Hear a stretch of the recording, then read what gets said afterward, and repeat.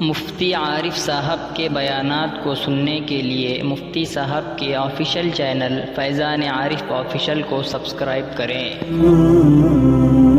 ایک مرتبہ ایک شخص کا انتقال ہوا، اللہ کے رسول صلی اللہ علیہ وسلم اس کی نماز جنازہ پڑھانے کے لیے آگے بڑھ رہے تھے۔ کسی نے کہا یہ شخص حضرت عثمان غنی رضی اللہ تعالی عنہ کا اپنے دل میں بغض رکھتا ہے۔ ترمذی شریف کی روایت ہے، اللہ کے رسول صلی اللہ علیہ وسلم پیچھے ہٹے فلم یصلی علیہ، اور آپ نے اس پر نماز جنازہ نہیں پڑھی ہے جس کے دل میں صحابی رسول کا بغض تھا۔ نبی کے فیض کو پوری امت تک پہنچانے میں صحابہ کی حیثیت خشت اول اور پہلی اینٹ کی ہے۔ صحابہ، نبی اور بقیہ امت کے درمیان انتہائی قوی اور مضبوط اور قابل اعتماد واسطہ ہے۔ خدا نخواستہ خشت اول ہی غلط ہو جائے تو تا سریا میروت دیوار گج، آسمان تک دیوار ٹیڑھی جائے گی، دین کا پورا ڈھانچہ مشکوک و مشتبہ ہوگا۔ صحابہ تو وہ مقدس ہستیاں ہیں، ان کا مدرسہ بیت اللہ ہے، ان کے استاذ محمد الرسول اللہ ہے، ان کا نصاب کلام اللہ ہے، ان کے ممتحن خود اللہ ہے، ان کا رزلٹ رضی اللہ عنہ ورضوا عنہ ہے، یعنی اللہ ان تمام صحابہ سے راضی ہوا اور وہ سب اللہ تبارک و تعالیٰ سے راضی ہوئے۔ بسم اللہ الرحمن الرحیم، نحمدہ ونصلی علی رسولہ الکریم، اما بعد۔ محترم سامعین، السلام علیکم ورحمۃ اللہ وبرکاتہ۔ ماہ ربیع الاول سن 1447 ہجری میں عام مسلمانوں کے حق میں عموماً اور نوجوانان اسلام کے حق میں خصوصاً مرزا علی انجینئر کی شان صحابہ رضوان اللہ تعالی علیہم اجمعین میں گستاخی کرنے اور عوام کو صحابہ سے بدظن کرانے کی سازش سے متعلق قرآن و حدیث کی روشنی میں مدلل و مفصل جوابات کا انتہائی اہم پیغام پیش ہے۔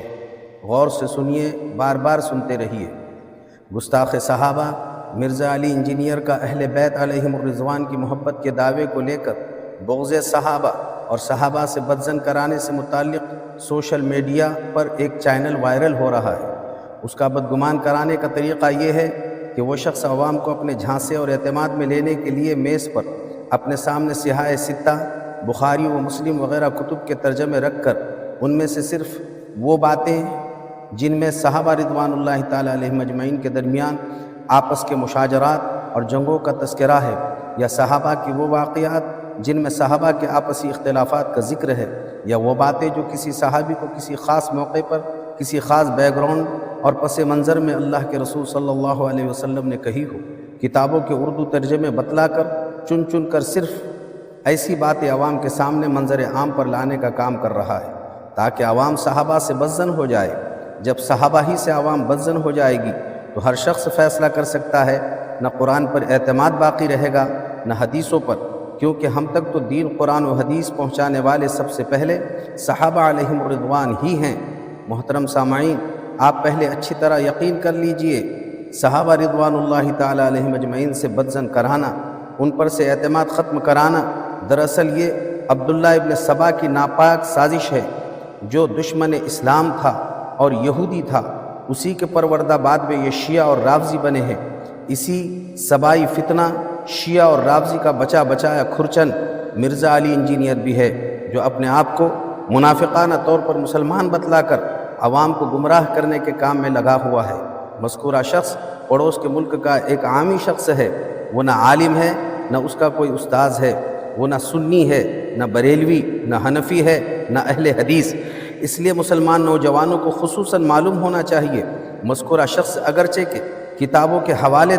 دیتا ہے، لیکن آپ کو معلوم ہونا چاہیے قرآنی آیات کا ایک شان نزول ہوتا ہے، حدیث پاک کا شان عروج ہوتا ہے، اور ہر ایک کا ایک پس منظر اور بیک گراؤنڈ ہوتا ہے۔ پھر کسی واقعے کو سمجھنے کے لیے پورے ذخیرے حدیث پر غور کرنا پڑتا ہے، پھر ان احادیث کی جو بظاہر قرآن کی کسی آیت سے مختلف معلوم ہو رہی ہو، ان کی محدثین کے اصول پر چھان بین کرنی پڑتی ہے، پھر کوئی حکم یا واقعہ بیان کیا جاتا ہے۔ دراصل مذکورہ شخص کی حقیقت یہ ہے کہ وہ قرآن مجید کو تو بالکل ایک طرف رکھ کر پس منظر بیک گراؤنڈ کو دیکھے بغیر سبائی ذہنیت سے متاثر کرا کر شیعہ اور رافضیوں کی طرح ایک نئے مذہب کی بنیاد ڈال رہا ہے، قرآنی تعلیمات کو پس پشت ڈال کر یہود و نصارہ اور شیعہ و رافضیوں کو خوش کرنے کے لیے ایک نیا نظریہ قائم کر رہا ہے۔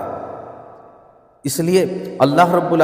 جس کی وجہ سے اللہ رب العالمین اور پیغمبر سے بھی بے اعتمادی وجود میں آ سکتی ہے، جو انتہائی افسوسناک ہے۔ لہٰذا عوام مسلمانوں کو اس قسم کی سازشوں سے اچھی طرح سے واقف ہونا بے حد ضروری ہے۔ مسلمان بھائیوں، اور ذخیر حدیث قرآن تعلیمات کو اس کی حقیقت کے ساتھ پڑھے اور سمجھے بغیر صرف مرزا علی انجینئر کے یوٹیوب کو دیکھ کر اس کے دھوکے اور جھانسے میں پھنسنے والے نوجوانوں، مذکورہ شخص کے دل، دماغ اور عقیدے میں اہل بیت اور چند صحابہ رضوان اللہ تعالیٰ علیہم اجمعین کو چھوڑ کر باقی تمام صحابہ کے بارے میں سبائی ذہنیت رکھنے والے شیعہ اور رافضیوں کی طرح اس قدر بغض اور دشمنی بھری ہوئی ہے کہ وہ کہتا ہے تمام صحابہ سے اللہ راضی نہیں ہے، معاذ اللہ۔ وہ کہتا ہے اللہ صرف ان صحابہ سے راضی ہے جو صلح حدیبیہ کے موقع پر سن 6 ہجری میں بیعت رضوان میں شامل تھے، جن کی تعداد صرف 1400 تھی۔ گویا تقریباً 1,00,000 صحابہ رضوان اللہ تعالیٰ علیہم اجمعین سے بدظن اور بدگمان کرا کر ان سے وہ اعتماد ختم کرا رہا ہے، تاکہ وہ 1,00,000 صحابہ نے بیان کی ہوئی حدیثیں، بلکہ انہوں نے تابعین طب تابعین کے ذریعے ہم تک پہنچایا ہوا قرآن اور حدیث پر سے امت کا مکمل طور پر بھروسہ اٹھ جائے اور ختم ہو جائے، الیاذ باللہ۔ اس جہلومی بد زبان کا عقیدہ ہے سب صحابہ جنتی نہیں ہے، بلکہ آگے بڑھ کر کہتا ہے فتح مکہ کے موقع پر جن صحابہ نے کلمہ پڑھا وہ موت کے ڈر سے پڑھا۔ آگے وہ بکواس کرتا ہے ہمارے اس دور میں موبائل میں دیکھ کر قرآن پڑھنے والوں کا ثواب زبانی قرآن پڑھنے والے صحابہ سے بھی زیادہ ہے، استغفر اللہ۔ محترم بھائیوں، یقیناً یہ شخص شیعہ اور رافضی ہی کا بڑا حصہ ہے جو نیا مذہب کی بنیاد ڈال کر نوجوانوں کا دین، ایمان، عقیدہ تباہ و برباد کر رہا ہے۔ اس لیے رافضی اور شیعہ کی تعریف کرتے ہوئے کہتا ہے رافضی مٹی کے ٹھیکری پر سجدہ کرتے ہیں، اس لیے ان کا یہ عمل سنت کے مطابق ہے۔ ایسے دسیوں اس کے غلط عقیدے جو قرآن و حدیث سے مکمل طور پر ٹکراتے ہیں۔ دراصل مرزا علی انجینئر بے پیندے کا لوٹا ہے جو کبھی بغض صحابہ رضوان اللہ تعالی مجمعین اپنے دل میں رکھ کر اپنے آپ کو اہل بیت سے محبت کرنے والا بتلاتا ہے، کبھی شیعہ بنتا ہے تو کبھی رافضی بنتا ہے تو کبھی اہل حدیث بنتا ہے۔ صحابہ سے علماء حق اور علماء ربانی سے قرآن و حدیث سے بدگمان کرا کر بے اعتمادی پیدا کرتا ہے۔ اس کے یوٹیوب سے جڑانے کے لیے صحابہ کو، تابعین کو، علماء کو غلط بتلا کر خود ہی کو سب کا امام اور استاذ بتلانا چاہتا ہے۔ اسی لیے صرف علماء دیوبند ہی نے نہیں بلکہ علماء اہل حدیث نے، بریلوی و تمام اہل سنت والجماعت علماء کرام نے مرزا علی انجینئر اور اس کے ماننے والوں کو بدعتی اور گمراہ بلکہ رافضی اور شیعہ تک کہا ہے۔ اس لیے سارے امت کی ذمہ داری ہے کہ اس بے لگام زبان استعمال کرنے والے شخص کے تمام بیانات، تقریروں اور کیسٹوں کا بائیکاٹ کریں۔ رشتے ناطے طے کرتے وقت جن سے رشتہ کیا جا رہا ہے ان کے عقائد کی تحقیق کر کے رشتے طے کریں، تاکہ ہمارے بیٹے بیٹیاں کہیں متاثر ہونے والوں سے متاثر ہو کر شان صحابہ و اہل بیت میں گستاخی کر کے شیعہ رافضی بن کر اپنا دین، ایمان، عقیدہ برباد نہ کر ڈالیں۔ محترم حضرات، اسلام کو پہلے اچھی طرح سمجھیے۔ اسلام صرف چند اصول اور نظریات کا نام نہیں ہے، بلکہ اسلام اپنے جلووں میں ایک نظام عمل لے کر چلتا ہے۔ اس لیے ضروری تھا کہ شریعت کی علمی و عملی دونوں پہلوؤں سے حفاظت کی جائے اور قیامت تک ایک ایسی جماعت کا سلسلہ قائم کیا جائے جو علم و عمل کی جامع ہو۔ اس عظیم مقصد کے لیے اللہ تبارک و تعالیٰ نے صحابہ رضوان اللہ تعالیٰ علیہم اجمعین کو منتخب فرمایا، جنہوں نے اسلام کی بقا اور اس کے تحفظ کے لیے جان و مال کی قربانی دی۔ انہی کے خون جگر سے سینچے ہوئے درخت کا پھل آج آپ، ہم اور ساری امت کھا رہی ہے۔ اسی مقدس جماعت صحابہ کے بارے میں مسند احمد حدیث نمبر 3600 میں حضرت عبداللہ بن مسعود رضی اللہ تعالیٰ عنہ نے نہایت خوبصورت الفاظ میں یوں بیان فرمایا، اللہ تعالیٰ نے تمام بندوں کے دلوں پر نظر فرمائی تو رسول اللہ صلی اللہ علیہ وسلم کے قلب مبارک کو تمام دلوں میں بلند و بالا پایا، اس لیے ان کو منتخب فرمایا اور اپنا رسول بنا کر مبعوث فرمایا۔ ان کے بعد باقی مخلوق کے دلوں پر نظر فرمائی تو صحابہ اکرام رضوان اللہ تعالیٰ علیہم اجمعین کے دلوں کو تمام مخلوقات میں سب سے بہتر پایا، اس لیے صحابہ کو اپنے پیغمبر کا مشیر اور مددگار بنایا جو اللہ کے دین کے لیے قتال کرتے ہیں۔ بس جس کو سارے مسلمان اچھا سمجھے وہی اللہ کے نزدیک بھی اچھا ہے، اور جس کو سارے مسلمان برا سمجھے وہ اللہ کے نزدیک بھی برا ہے۔ لفظ صحابہ صحابی کی جمع ہے۔ صحابی ہر وہ شخص کہلاتا ہے جس نے ایک لمحہ بھی حضور اکرم صلی اللہ علیہ وسلم کو ایمان کی حالت میں دیکھا ہو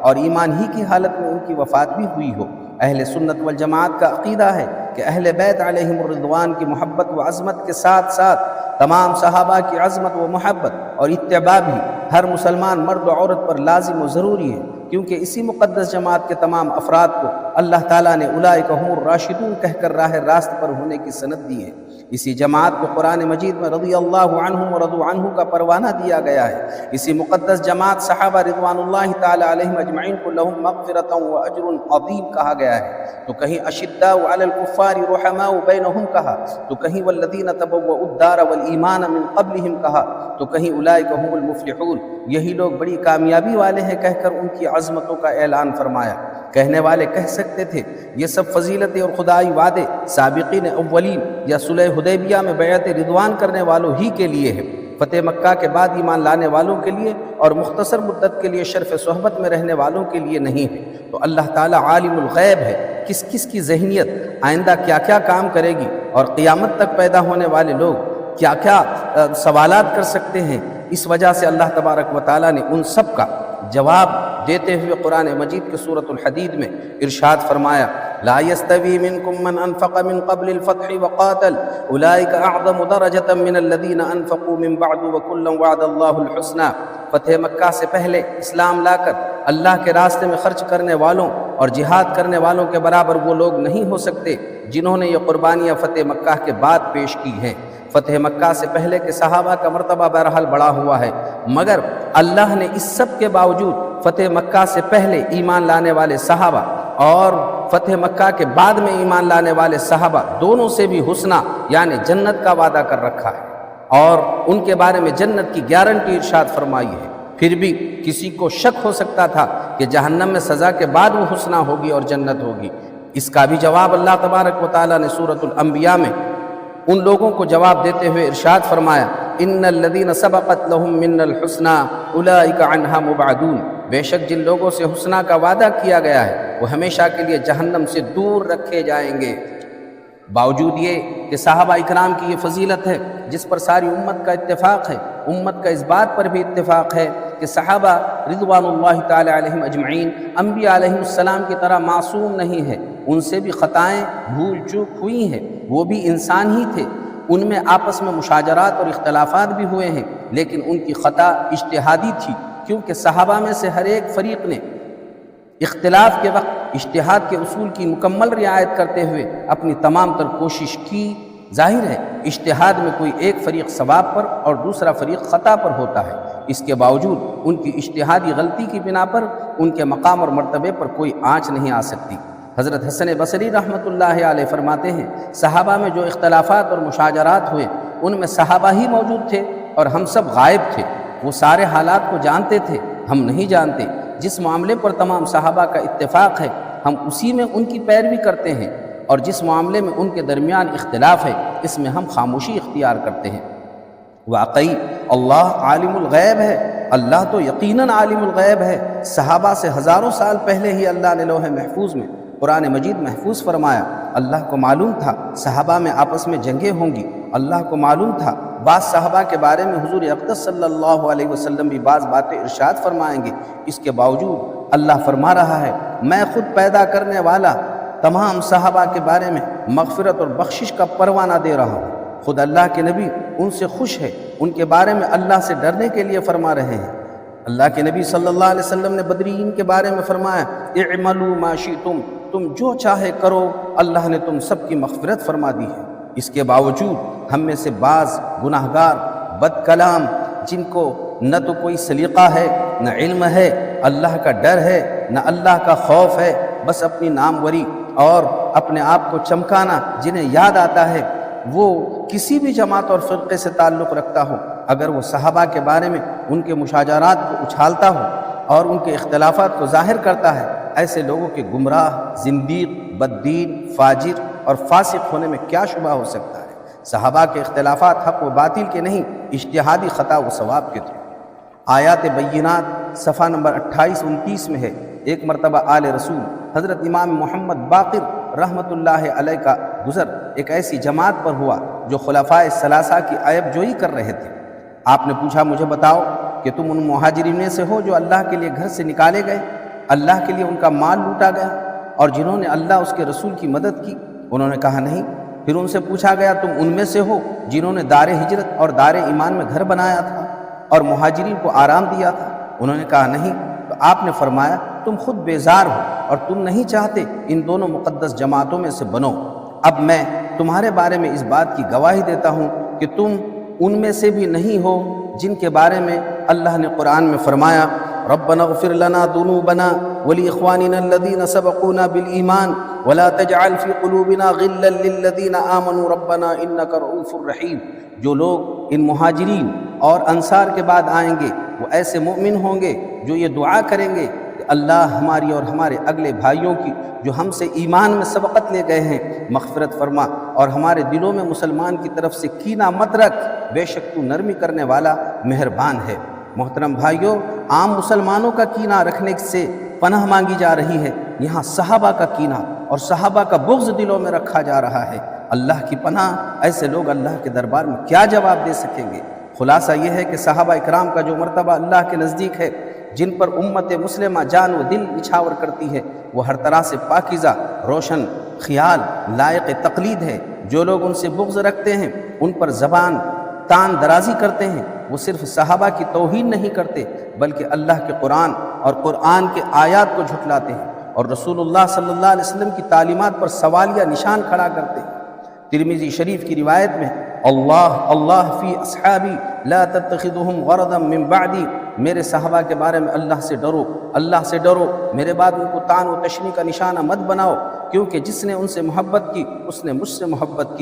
کی وجہ سے محبت کی، اور جس نے ان سے بغض رکھا اس نے مجھ سے بغض رکھنے کی وجہ سے بغض رکھا۔ اسی حدیث کا آخری جز ہے جس نے ان کو اذیت دی اس نے مجھ کو اذیت دی، اور جس نے مجھ کو اذیت دی اس نے اللہ کو اذیت دی، اور جس نے اللہ کو اذیت اور تکلیف دی ان قریب اس کو گرفت کیا جائے گا۔ بخاری اور مسلم کی روایت میں ہے لا تسبوا اصحابی، میرے صحابہ کو برا بھلا مت کہو، کیونکہ تم میں سے کوئی بھی احد پہاڑ کے برابر سونا خرچ کرے تو ان کے ایک مد تقریباً 800 گرام بلکہ آدھے مد کے برابر بھی وہ نہیں پہنچ سکتا۔ بخاری و مسلم ہی کی روایت میں ہے اکرموا اصحابی فانہم خیارکم، میرے صحابہ کا اعزاز کرو وہ تم سے بہتر ہے۔